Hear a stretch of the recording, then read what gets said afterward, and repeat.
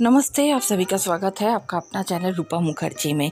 जय कृष्णकली माँ की जय। कृष्णकली माँ का आशीर्वाद हम सबके ऊपर ही भी बना रहे। मौत तो आने ही है।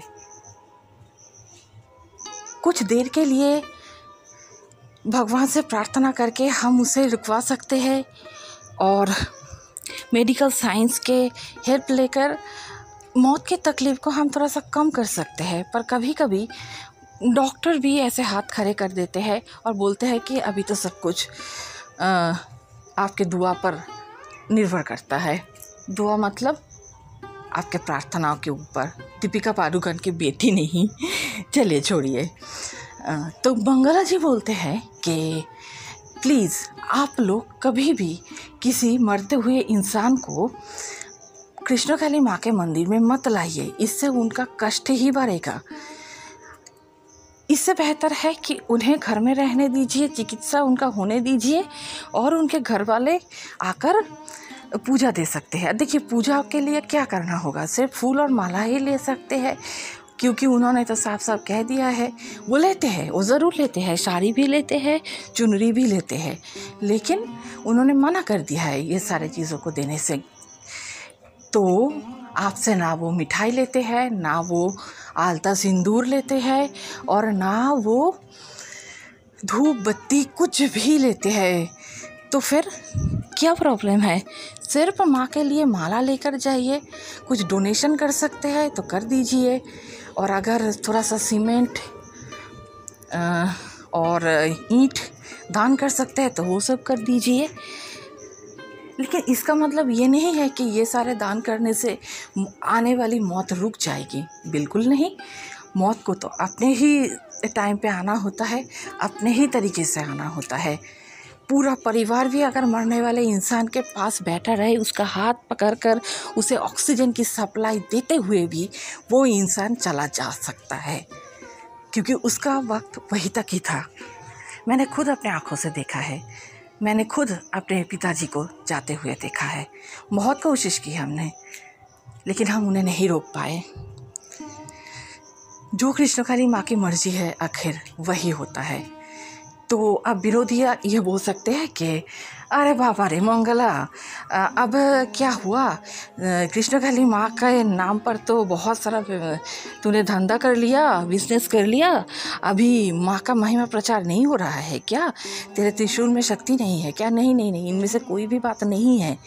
मंगला जी ने साफ कहा है कि अगर उनका भी डेथ माँ की पूजा करते हुए या फिर भक्त को सेवा करते हुए लिखा हुआ है तो वो भी चले जाएंगे। उनके बेटे अभी बहुत छोटे हैं, पर फिर भी वो खुद को नहीं रोक रहे हैं, नहीं बोल रहे हैं कि उन्हें और जीना है। तो मौत एक ऐसा सच है जिसे हम सबको स्वीकार कर लेना चाहिए। हम सुन लेंगे कि मंगला जी ने इस बारे में क्या कहा है, लेकिन आप लोगों से निवेदन है, वीडियो अच्छा लगे तो लाइक शेयर कमेंट ज़रूर कीजिएगा। चैनल सब्सक्राइब करके मेरे साथ बने रहिएगा। কালকে যদি মরে যায় তো যাক, মরে যাক, এখনই মরে যাক, হলেই পার বাচ্চা বেটা, তুমি এখনই মরে যাও। কেন বললাম জানো? যদি তোমাদের বোঝার ক্ষমতা থাকে বুঝে নাও। তুমি মরার কথা ভেবে ভেবে তুমি ডিপ্রেশনে কেন যাচ্ছ? তুমি মৃত্যুকে কেন কাছে আগিয়ে আনছো? কেন কাঁদছো তুমি? বাঁচার আশায়। কে বলছে ওদের দেখার কেউ নেই? কে বলছে? কে বলছে তুমি মরে গেলে দেখার কেউ নেই? কি হবে তবে? কি হবে? তোমার যদি এখনই মৃত্যু দেখা থেকে তুমি মরবে না? যদি আমি এখন এই বলতে বলতে ভগবানের কথা বলতে বলতে যদি মরে যায় এখনই, কি হবে জানবো? গোবিন্দ আমার ওইটুকু আয়ু লিখেছিল, তবে আমি মারা গেছি। আর জন্ম যখন হয়েছে মৃত্যু হবেই, এইটাই চিরন্তন সত্য। কারো গাড়ি অ্যাক্সিডেন্টে, কারো মায়ের গর্ভে থেকে পৃথিবীতে আসার আগেই মৃত্যু, কারো বাবা মা বেঁচে আছে, সন্তান মরে গেল 25 বছরে। মৃত্যুটাকে তুমি আটকাতে পারবে? সবই গোবিন্দর খেলা। তুমি যে ছোট্ট বাচ্চা আছে, কে দেখবে? তুমি কেন মরার কথা ভাবো? তাহলে তোমাকে 5 দিন টাইম দিয়েছে, কিন্তু 5 দিন আমি হাসি মুখে বাঁচবো। হে গোবিন্দ, তুমি লিখেছো আমার ওইটুকু ওই বয়সে আয়ু, তাই আমি ওইটুকুতেই মারা গেছি। তার জন্য কাঁদবো কেন?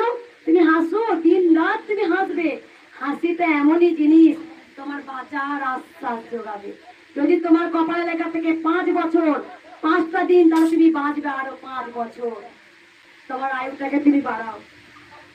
ভগবান শ্রীকৃষ্ণ তোমার বাচ্চার কথা চিন্তা করছো? আমি ছোট্ট একটা কথা বলি, আমি দেরি দেরি হয়ে যাবে জানি।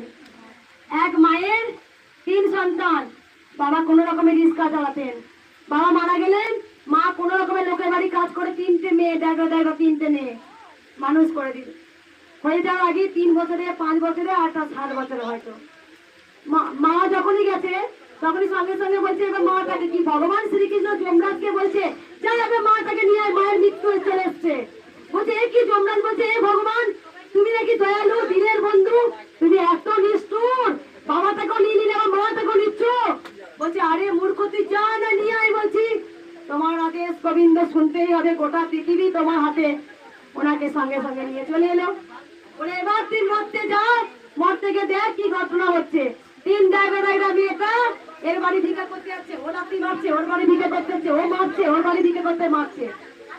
তখন একটা বাড়িতে এমন একটা বাড়িতে পৌঁছায়, সবাই চুপ করে একটু, সেখানে বয়স্ক বৃদ্ধা মা রয়েছে, তার কেউ নেই, বিয়ে হয়নি, অগাধ সম্পত্তি। তখন ওই 3টে বাচ্চাকে দেখে তার খুব মায়া হয়। মায়া হওয়ার পর তাকে সুন্দরভাবে তাদেরকে লেখাপড়া শেখায়, রাজার ঘরে বিয়ে হয়। তাহলে বাবা ভগবান তোমার সন্তানের কথা ঠিক চিন্তা করে পাঠিয়েছে পৃথিবীতে। বুঝতে পেরেছো কি বললাম? কোনদিন কাঁদবে না মরার কথা ভেবে। তুমি বলবে তুমি যা লিখেছো তাই আমি হাসি মুখে বাঁচবো। তোমার সন্তানের কপালে কি লিখেছেন পাঠিয়ে দিচ্ছে। আমি কিচ্ছু বলবো না, তোমাদের সবার তেলে যাচ্ছে বক্তব্য। আমি জানি যে চেতনা যে ভুল তোমরা করো আমি করি না। কেন করি না? ও আমাকে শিখিয়েছে, ও আমার মধ্যে চেতনা জাগিয়েছে, আমার ভক্তি দিয়েছে, চৈতন্য জাগিয়েছে। যে ভুলগুলো তোমরা করো সেইগুলো আমি করি না। তোমরা সবাই দেখো গোবিন্দের কাছে চাইবে। আমি রোজ কি বলি জানো? হে গোবিন্দ তোর অনেক আয়ু হোক। তখন আমি আরতি করি না, তখন বলি মা গো তুমি ভালো থাকো, তুমি ভালো থাকলে গোটা সংসার ভালো থাকবে। আমি কোনদিন বলি না আমার একটা ছেলে আছে মেয়ে আছে, ওদের তুমি দেখো আমায় দেখো না। কেন চাইবো? তুমি সব জানো কাকে কতটুকু দিতে হবে। আসল কি লাগবে? ভক্তি। তুমি ভক্তি করো, গোবিন্দ চয়নি। এই যে নিজের বাঁচার জন্য কাঁদছো না, তাহলে আমি কি হলাম? আমার ভেতরটা স্বার্থপর হয়ে গেছে। আমি নিজে বাঁচার জন্য কাঁদছি, নিজে বাঁচবো বলে কাঁদছি, আমার 2 সন্তানের কথা ভেবে কাঁদছি। তাহলে তুমি গোবিন্দের কাছে স্বার্থপর হয়ে গেলে। গোবিন্দের কাছে কাঁদতে হবে, এ গোবিন্দ তুই ভালো আছো, ওর জন্য চোখে জল ফেলো হদ করে, দেখবে তোমার আয়ু সেই তোমার তার 3 গুণ বাড়িয়ে দিয়েছে। বুঝতে পেরেছো? এটাই করো। জয় দাঁড়াও, উপকার হয়েছে, উপকার হয়েছে। আমি জানি এখানে লাখ লাখ ভক্ত উপকার পেয়ে আসেন। আমি আর কিচ্ছু বলবো না, দেরি